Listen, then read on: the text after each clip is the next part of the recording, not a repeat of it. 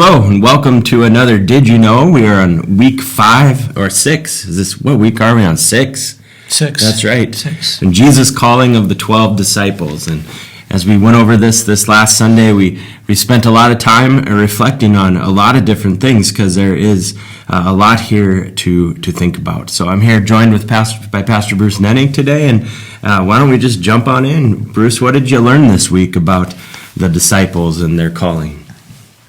Well, I thought, first of all, I'm part of Jesus. Big decisions in life. He spent the night in prayer before he chose the disciples. I don't think I've ever done that in my entire life. I prayed a lot, but not all night long. All night. But it was a key development in the life of the future ministry of the church. And so he spent a lot of time in that process of selecting his disciples. That's a good point. You kind of think that he just had it figured out before you just kind of think it's Jesus. Yeah, he didn't have to think about it. He knew before he was born who he was going to call. Spent a lot of time in prayer. Yep. Awesome. Anything else that stands out from this passage, having read it more detailed than maybe normal? Well, it also highlighted for me, there's a lot of times in life that we rely upon our common sense, and here was a carpenter's son who tells experienced fishermen what to do, and they listen to him.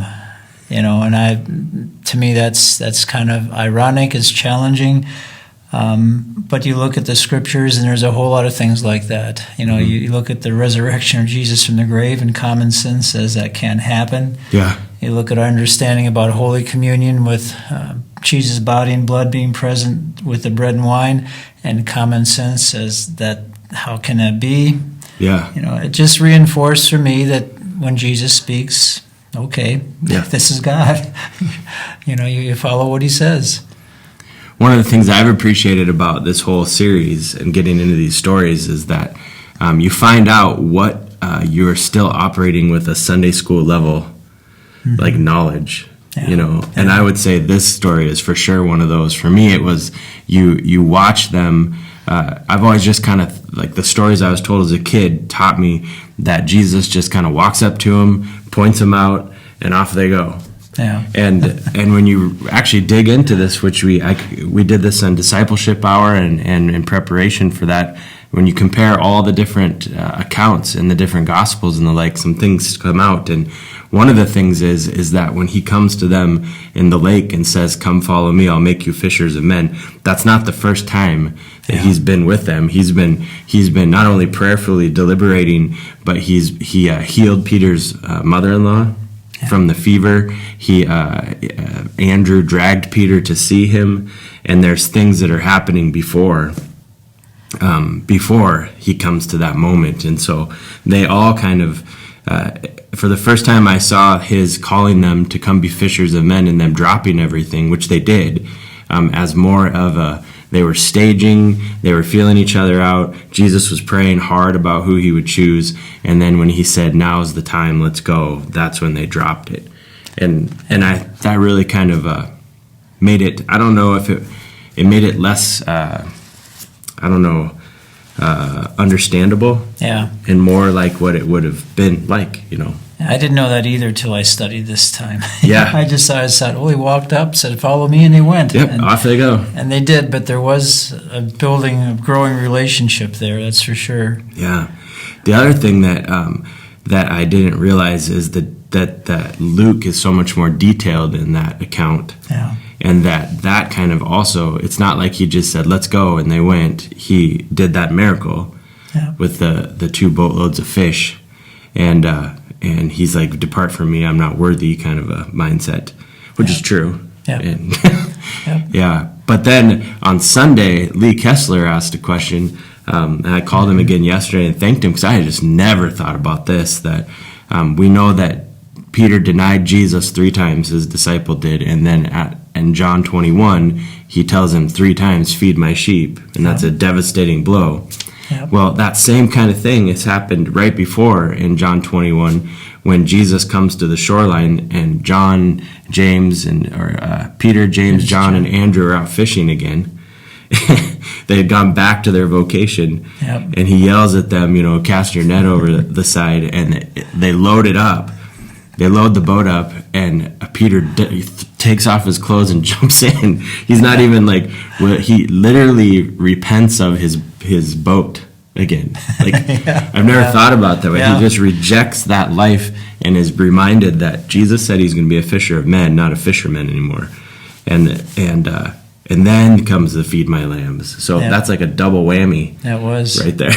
It was one of several times that the scripture records where Jesus put Peter in a place to humble him, because he was a proud, bold, aggressive man, and he was molding and shaping him. And this account in John 21, if you think about that, that was before Pentecost. Mm-hmm. And Jesus had not yet ascended into heaven, but he wasn't with them all the time. And the disciples were kind of like in limbo. So now what? Yeah. Let's go fishing. Yeah, let's do what we know. We're going to make a buck, so let's go out and catch some fish.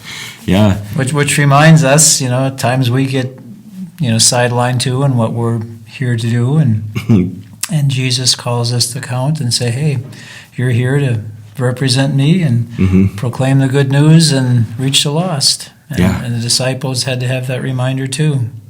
Another thing that stood out to me in the study for this week is I always think of the disciples as poor, like they should be poor, but at least 5 of them weren't. Yeah. I don't know about all of them, but Peter, Andrew, James, and John were partners in a fishing enterprise who had servants. Yeah. We taught and connections later on with people outside of their hometown. So that implies at least middle class. And then obviously Matthew, I knew he was wealthy because it says that he was a tax collector. They knew how to make money. But almost half of them, if not more, were not poor. It's not like they were leaving for a better life with Jesus. They were leaving livelihoods behind, wives and the like. The other thing I never put together is that Simon the Zealot. I mean, you hear that, and there's not really anything else said about him, but he was part of the Free Israel movement. He was a rebel. Yep. And that was interesting. I never. Guy who stirred the politics. Yeah, I never thought about that. We don't have any of them today. Nope, none of those. So, and then, of course, the one thing I did yesterday that because this was impressionable on me when I was a teenager, was the way in which they all died. According to at least tradition or legend. In scriptures, we have Judas's death, and I think we know John died of old age. We can kind of tell. Do we have... The rest are all martyrs. Yeah. But as far as them in the scriptures being martyred, I don't think we have.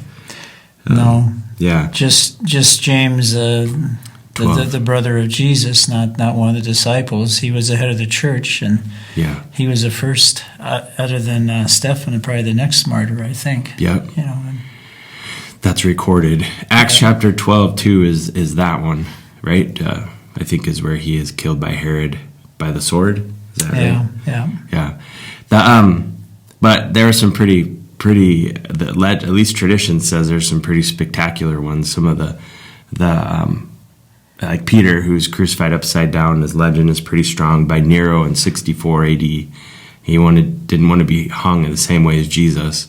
And then Andrew supposedly was crucified in Patmos in 60-ish AD on an X-shaped cross for the same reason. And then the one who gets the most crazy stories about him is Bartholomew, who was flayed alive apparently and then beheaded. So, and I heard another one that was boiled, and I mean, these were not good ends for them, but they were the best kind of ends. This podcast is for those who are 18 and older. Yeah.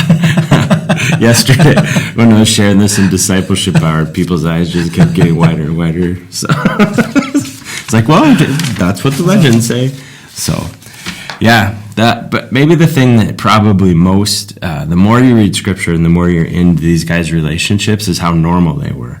Yeah. Like, the more you dig into these things and see their little internal squabbles and interpersonal relationship dynamics and the like, you start to see, we kind of put them up on this, like, they're walking around holier than thou. It's kind of like we could never be like them, so why should we try? And And then in Acts chapter 4, it said in reference to Peter and John that the Pharisees recognized they're uneducated, normal people. Mm-hmm. So that's encouragement to us.